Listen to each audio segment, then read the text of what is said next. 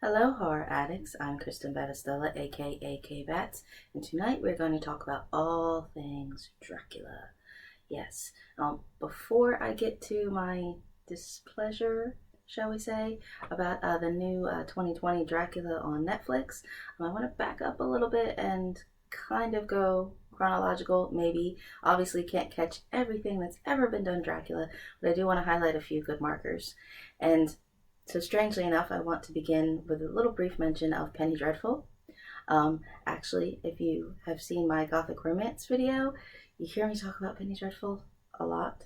It is a frustrating program, but I love what it did with Dracula. Now, initially, they didn't have the rights to all the characters, so they circumvented things by having Malcolm Murray, and Mina Murray was a side character, and it was just a really great kind of Dracula's looming.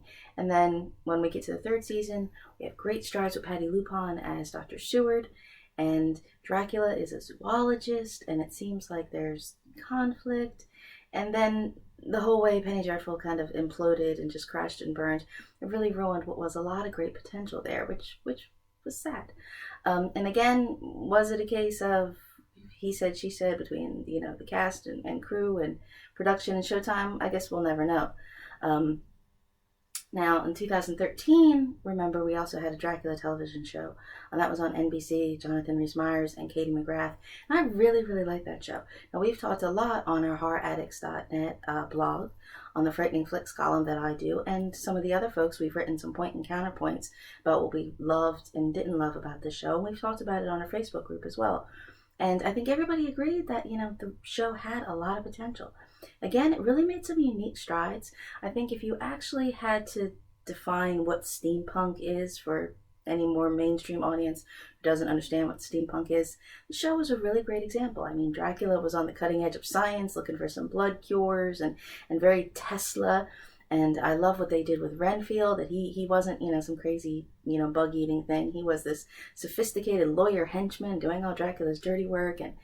And there was more of an LGBT, and there was, vampire hunters who were in love with vampires kind of conflict. And the show looked really great, and it had a lot of promise.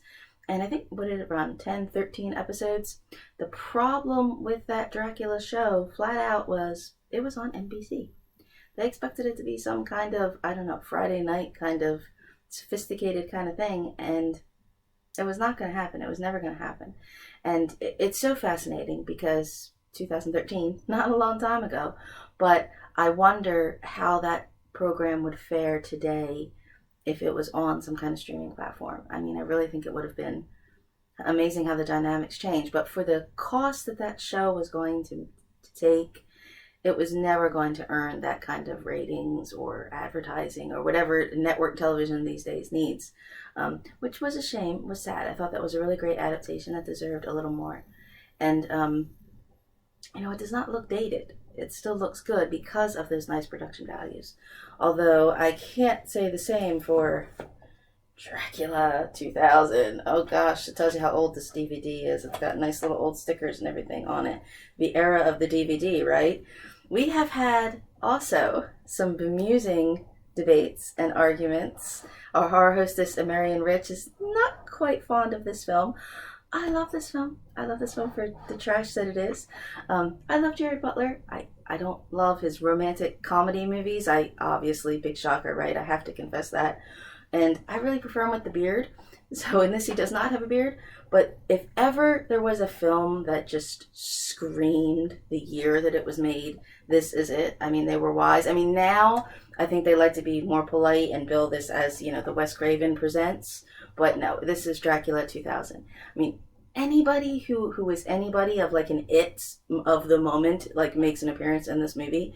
And, I distinctly remember her name, Vitamin C. I don't think I remember her music. She's Lucy in this movie. But just the idea that here is the singer who is in the movie working at a record store, standing in front of a CD of her music while Dracula sort of hypnotizes her. That I never drank coffee.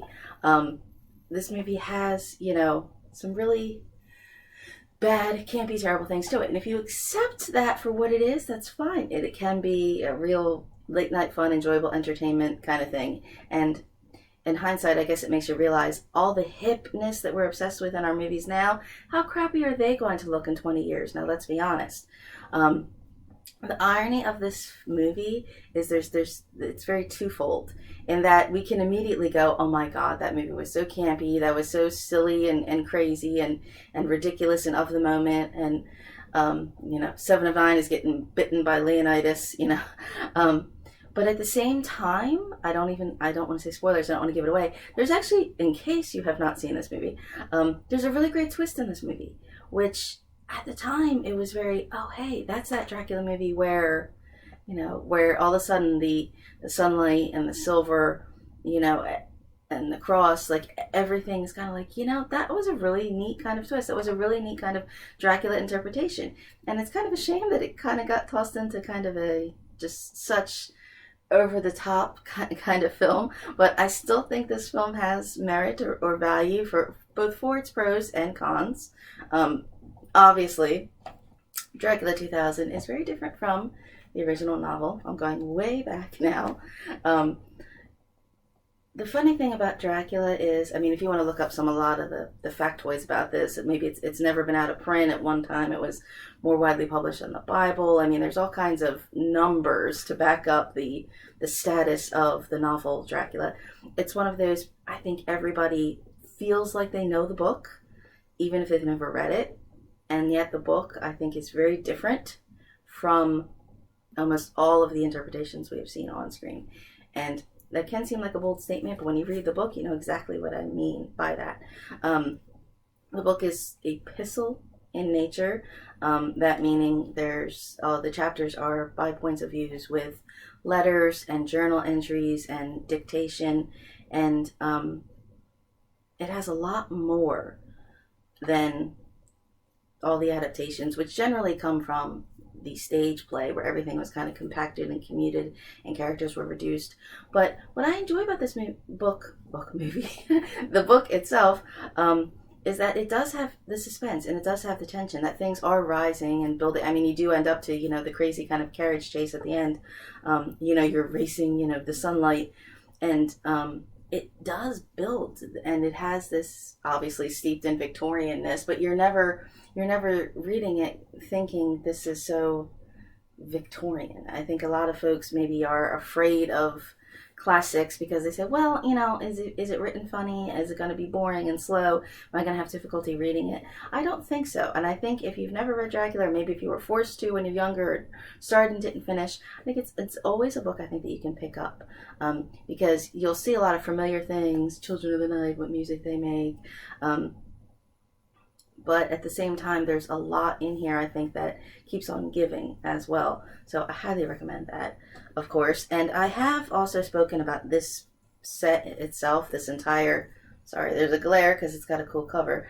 The Universal Classic Monster set. I spoke about this a while ago when I did a horror holiday gift guide. It's a really great set in itself of all the Universal monsters. And Dracula is included here. I've spoken about it, but I'm going to speak about it again. And there's a Bela Lugosi documentary on here as well that's very fascinating. He did not deserve to be typecast. If you've seen some of his other performances, and he was quite a fine actor. But, and as much as people may want to joke about it or make hammy about it, how much of our Dracula that's in our conscious, our image of the cape and the widow's peak and the accent, that all comes from Bela Lugosi. And the 1931 Dracula, Todd Browning, again, came from that play production, so we lose so many of the characters. Renfield and Harker are combined, Lucy and Mina are kind of combined, all the suitors and everything is dropped to just be one kind of parallel story. And it is very moody. It is very well done and very enchanting. And Bela Lugosi is very captivating, even though, they had to use old-fashioned kind of mirrors and lights reflected in his eyes. A lot of that literal smoke and mirrors is very effective, and it creates a very chilling atmosphere. And the restoration on this Blu-ray is actually incredible. And again, there's another documentary about that as well, that they had to sort of painstakingly repair, sort of frame by frame, piece by piece, to restore it. And when I was a kid, it would come on TV on the fuzzy old boob tube, or I had VHS jumping tapes. I think maybe we didn't appreciate it. It did seem like an old snap, crackle, pop, hiss kind of film.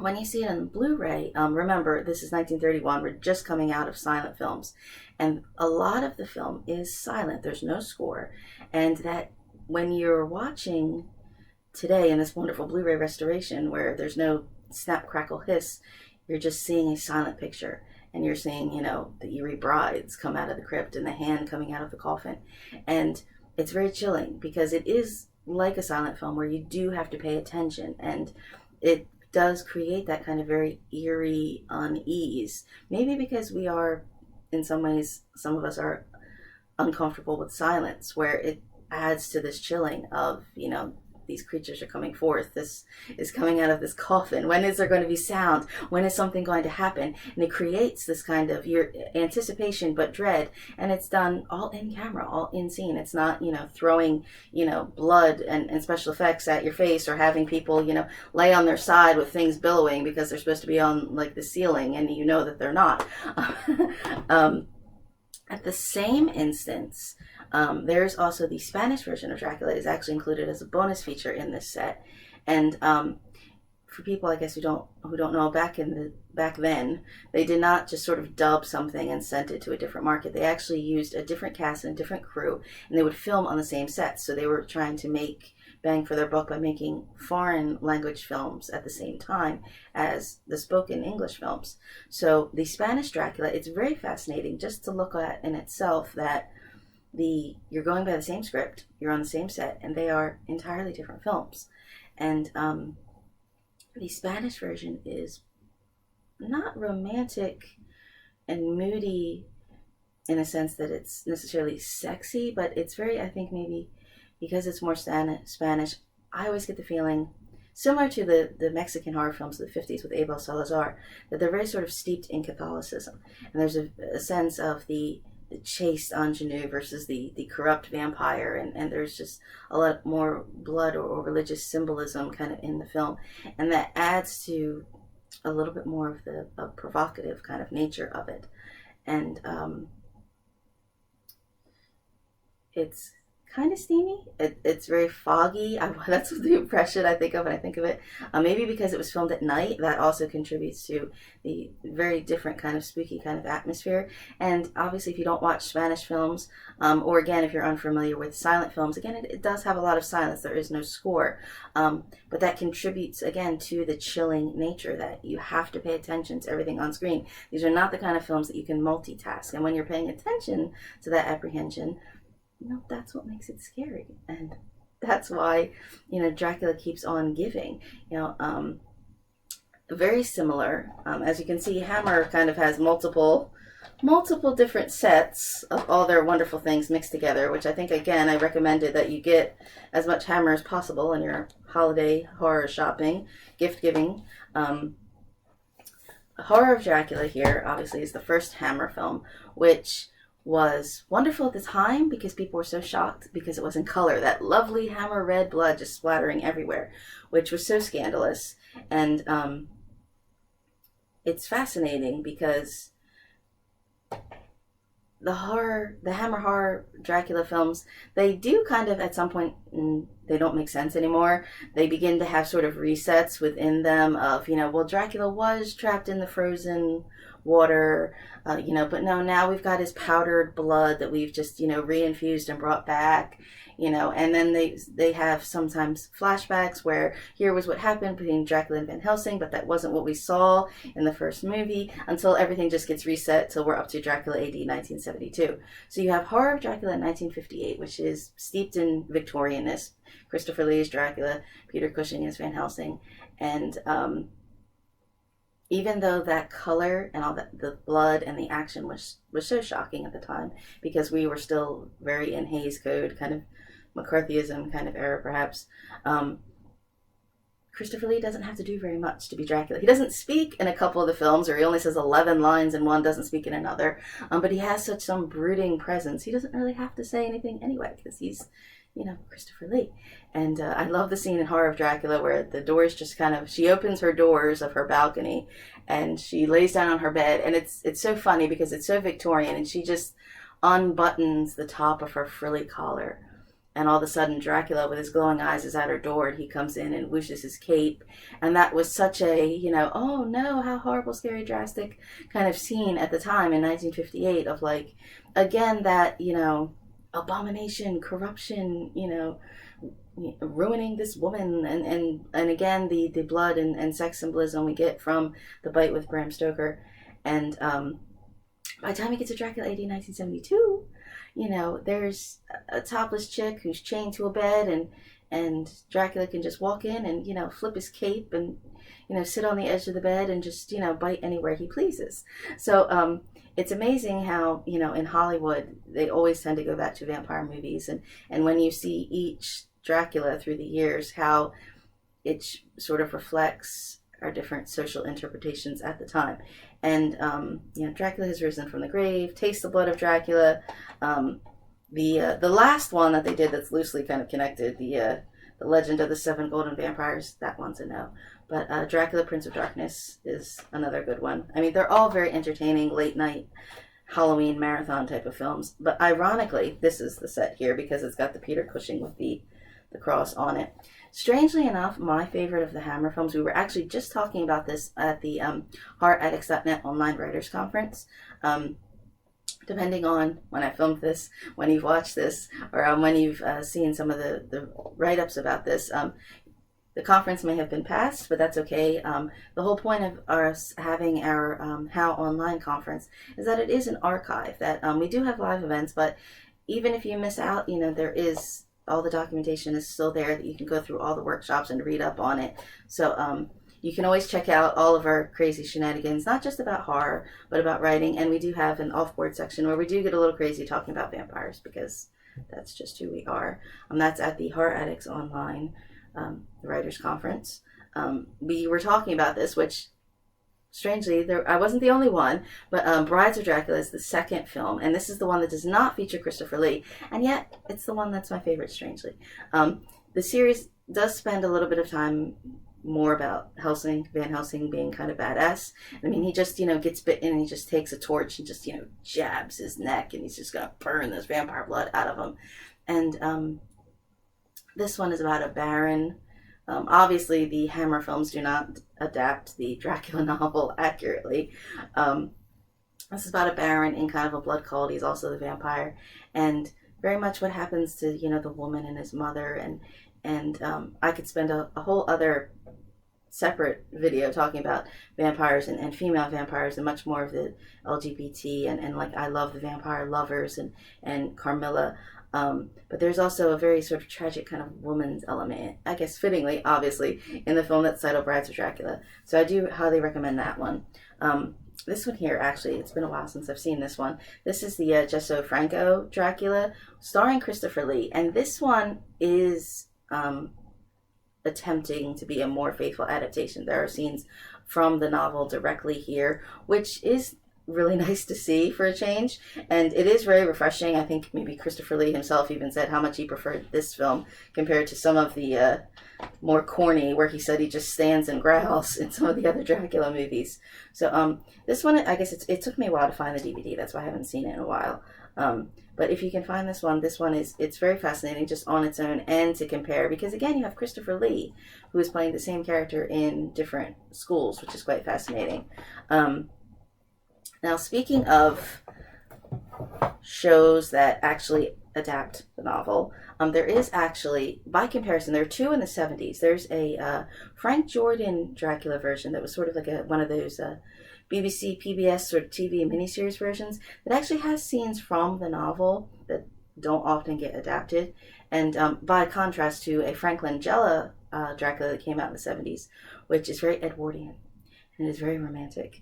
And it is a beautiful looking film. There is just such this soft lens, kind of patina kind of to it. But you can't go in expecting, Dracula as Bram Stoker wrote him, which you really kind of only get Nosferatu. Maybe the claws and the rat and hair on the palms. And again, yes, Nosferatu is Dracula. They just, for copyright reasons, changed the name. And again, if you think you're scared of silent films, you should not be. There are a couple different score adaptations. They've done heavy metal kind of twists and things to Nosferatu, which I highly recommend you're seeing. And I mean, again, that's one of those I think everybody knows of the, sunlight kind of. I send that GIF a lot when people wake me up early in the morning. Sunlight, no. Everybody maybe is familiar with the iconography from the Nosferatu film, but has not actually seen it. And it's short, and it is a very tense, again, steeped in kind of creepy, because it does, again, a lot of the pieces of the novel that we don't often get. Now, having said that, this set has multiple things here. This is from Dan Curtis. This is called Dan Curtis, The Macabre Collection. If you don't know, for shame, because I did a whole giant video all about Dark Shadows. Dan Curtis, the creator of Dark Shadows. He also did other TV, movie, and Gothic adaptations in the 70s. And this set is a collection of several of them, with Turn of the Screw and Jekyll and Hyde and all. And this also includes his Dracula with Jack Palance. And now, today, this is called Dan Curtis's Dracula. And when this was released, it was actually called Bram Stoker's Dracula. I know I'm going to get confusing, bear with me. And this film is pretty faithful. There are things in here, I think they do add maybe more romance. It's the first time that you see kind of a romantic element for Dracula, but it goes, again, more by the book, adding things back that were taken out from that kind of condensed Bela Lugosi kind of version. And this is a really great version. Jack Palance is very good in it. Now, the trouble with this one was for many years it was very tough to find. They actually did one of these kind of buy up and deliberately bury it because of this Bram Stoker's Dracula. This is the one that everybody knows when I say that. Which to me, it's not so much Bram Stoker's Dracula as it's the Francis Ford Coppola Dracula. I don't really know anybody. Do you really call this Bram Stoker's Dracula? Because it's Francis Ford Coppola's Dracula. Now, this is the one I think for a lot of people today, I mean, goth as a sort of fashion or an aesthetic was around obviously before 1992, but maybe it was more mixed in with kind of punk and new wave. But I think maybe today when people think of more of romantic or old-fashioned or specifically when I call it goth, maybe Victorian or dark romanticism kind of aesthetics, I think maybe that generally does come from this movie. And it's so ironic because if Keanu Reeves was in like a Dracula movie now, nobody would think anything different of it. I mean, is he a vampire? Anyway, we all love Keanu Reeves. But when he was in this then, that was kind of, people were like, why is Keanu Reeves in like a ye olden period piece kind of movie where he has to speak with an English accent? No. If you could find fault with the movie, maybe that was it. He was obviously kind of miscast, shall we say. And there are scenes in this movie that do look a little hokey. Because they were trying to recreate more old-fashioned kind of practical effects. Some of the models in it are obviously, I don't know, a dollhouse on a set. And this is as faithful as an adaptation you're probably going to get on screen. I mean, even though it does add a whole love story bookend to it, a reincarnation kind of thing, with trying to get in some of the Vlad the Impaler kind of past, and Winona Ryder, his wife, then died, and, that's what caused him to, curse and be immortal with blood and everything like that. But that aside, this restores everything. It has a separate Renfield and a separate Harker. It has a separate Mina and a separate Lucy.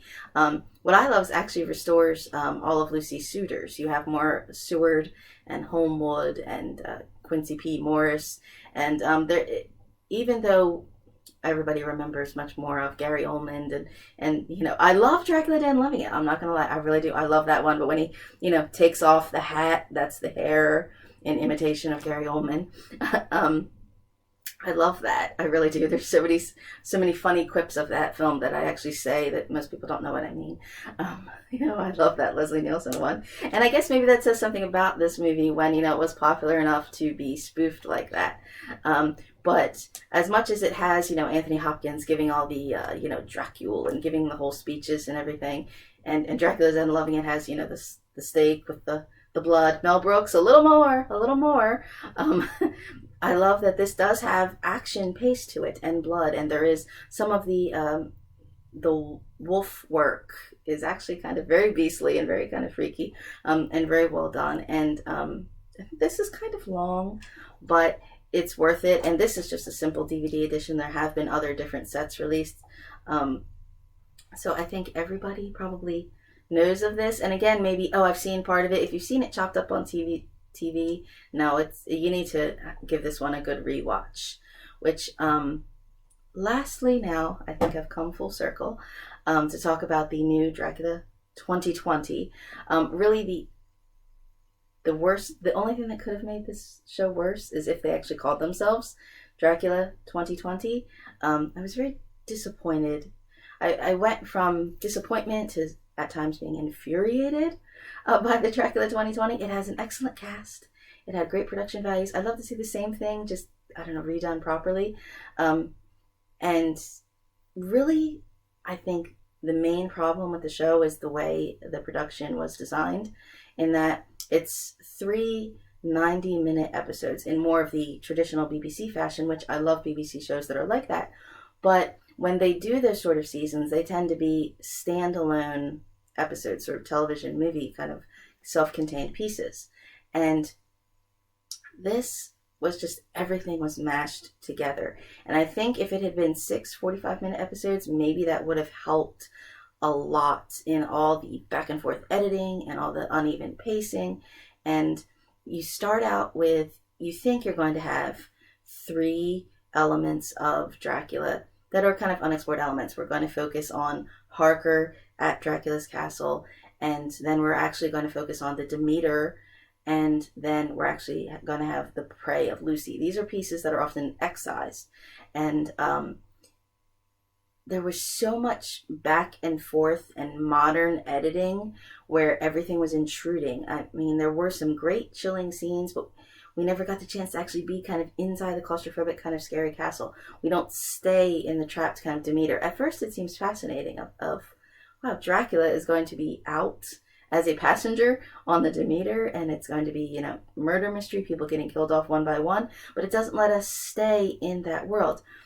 Everything had to be a back and forth flashback with someone telling us what's going on. And it's not a, you know, British heist movie with panoramic cameras and maps rolling out explaining how things were done and telling us about the scares. That really undercuts the audience when it comes to trying to make horror.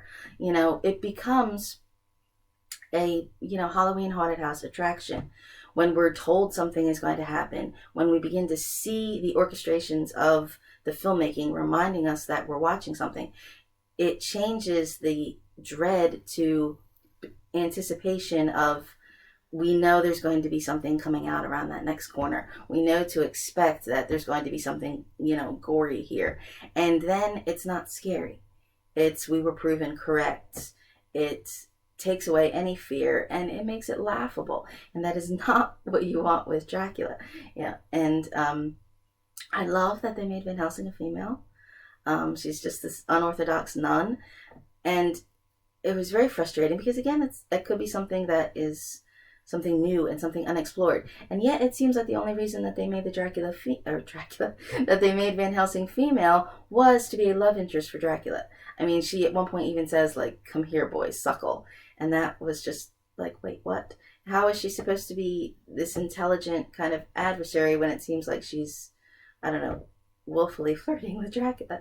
And exploring the kind of beauty and love versus immortality and death with Lucy could have been really fascinating. But after we've had a period piece that had really great period piece production values, all of a sudden we are somehow plunked in the 21st century for the third part, and it just completely just blows everything literally out of the water, you know. And you do have, again, if we had started the show in the 21st century with some kind of scientific foundation and, you know, seeking cancer versus Dracula blood kind of cures and study sort of conspiracies, that could have been good. That would have been nice to see. But to have it being back and forth with, you know, these mystical kind of connections and reincarnations and, you know, psychological kind of games, like, it just seems so overproduced and overdone. And I think if it had been maybe single episode installments that could have focused on each characterization, maybe that would have made a difference. But at the same point, at the end, I love Mark Addis's other work, but he comes on as Renfield's lawyer Dracula in the final segment Renfield's lawyer, Dracula's lawyer, Renfield. Wow, this has been a long video. And he basically comes in and explains what we're doing up till now. And he is also the writer of the show. And it was very awkward that, very infuriating and frustrating and anchoring that you're trying to make sense of this show, that it had all its potential on screen, it could have done. But then you just have the writer walk in and just say, okay, here we are up to this point. And it was but no, you could have just done that on screen. That's what you're supposed to do. So I was very upset with this Dracula. I've spent a long video talking about all things Dracula, so I'd love to hear your thoughts. You can talk to us at horroraddicts.net on our blog. Everything that I've discussed here, there's writing about as well. I wrote a lot about Dracula 2020 if you thought I talked a lot about it. And our Facebook group, you can chat with us anytime, of course. And if you want to keep up on some of the videos and some of the other material that I'm doing, I am on Instagram at Kbatz Crafts. So you can comment and subscribe and like and follow and do all that wonderful magic here, because we are in the 21st century. I mean, when Dracula is, swiping left looking for his victims to dine, literally wine and dine, right? I guess we can all get up with this technology nowadays. So I think I may be in for a vampire rewatch myself. So the sun is setting too. Now it's going to get dark and creepy. Yay! Okay.